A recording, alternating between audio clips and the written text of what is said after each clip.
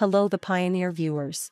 We continue to bring you the developments regarding the Russia-Ukraine war. While the war on the front continues in all its reality, the developments in the background make the process more understandable to us. We convey to you all the developments and analyses about the war process. War technologies have also led to an environment where new weapons were tested, especially in the war between Russia and Ukraine. As a result, many weapons and ammunition were used in the war. The most important development was that unmanned aerial vehicles influenced the direction of the war in such an effective and powerful way. The war continues in some form, albeit at low intensity. Military units are using drones for all kinds of interception, reconnaissance, and observation. In the history of warfare, this development in itself can be considered a revolution. In recent days, the Ukrainian army has been conducting incredible operations with the drones it has developed and reinforced. In these operations, the Ukrainian army is targeting sensitive points belonging to Russia as well as points deep inside Russia. Russia's invasion attempt against Ukraine was a big fiasco for the Kremlin. Russia, which struggled to achieve the desired success in Ukraine, suffered many losses. The Moscow administration, which is also having difficulties in compensating for its losses, is becoming increasingly isolated. Worse days are ahead for Russia, which has no supporters in international politics, is subjected to economic sanctions, and whose economy is deteriorating. The Ukrainian army's incursions deep into Russia have brought up another controversial issue. A Russian official who made a statement in the past days surprised those who heard it. In his statement, the official said that the people should take care of themselves. The public reacted to these words. They said it was unacceptable for a state official to make such a statement. The main duty of the state is to ensure the security of its citizens. State administrators who cannot provide a safe country for their citizens are not fulfilling their duties. Now, if you are ready, let's examine the latest developments together.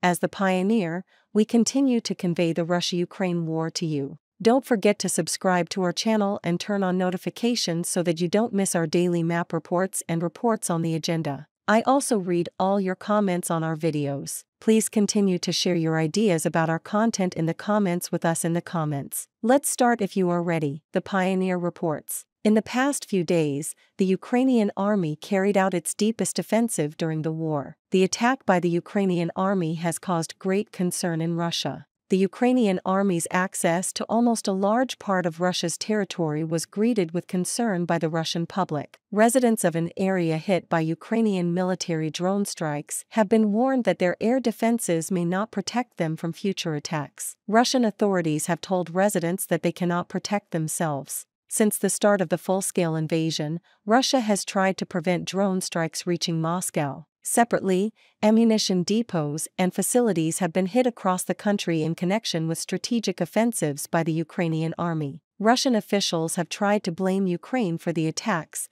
for which Kiev has rarely claimed responsibility, but the Kiev authorities are playing good politics. In the latest incident, a drone strike in the Russian Republic of Tatarstan the other day reportedly hit industrial sites producing the Iranian-designed Shahid drones that Moscow has used extensively in the war. The drones used by the Russian military do not have the upper hand against Ukrainian drones. Speaking to the press after the attacks, the president of Tatarstan, Rustam Minikhanov, suggested that the system that usually protects against airborne threats may not help them. In Russia, we can observe that political authorities sometimes lead the public into pessimism.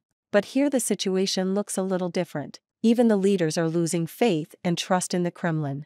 In recent days, the attacks on Ukraine have caused shock after shock in Russia. Video shared on Telegram channels appears to show the moment a drone strike caused a massive fireball in Yelabuga, 900 miles east of Russia's border with Ukraine and about 600 miles east of Moscow. An oil refining unit in Nizhnekamsk was also reportedly attacked. The plant has a capacity of 8 million tons of oil per year and performs an important function for Russia. According to the data we have, it accounts for 2.6% of Russia's total annual refining capacity. In recent days, oil targets in Russia have been hit hard. Many of these targets have significantly damaged Russia's position in the oil industry. The Russian economy seems to be experiencing great difficulties in achieving its oil-based goals. Ukrainian intelligence spokesman Andriy Yusov made a statement on the events of the past days. In his statement, he did not take direct responsibility for the attacks. However, he also stated that no foreign-made weapons were used in the attacks. Kyiv is engaged in a serious diplomatic and political process. The Tatarstan authorities insisted that there was no serious damage from the strikes and that the technological processes of the companies were not disrupted despite the loss of life,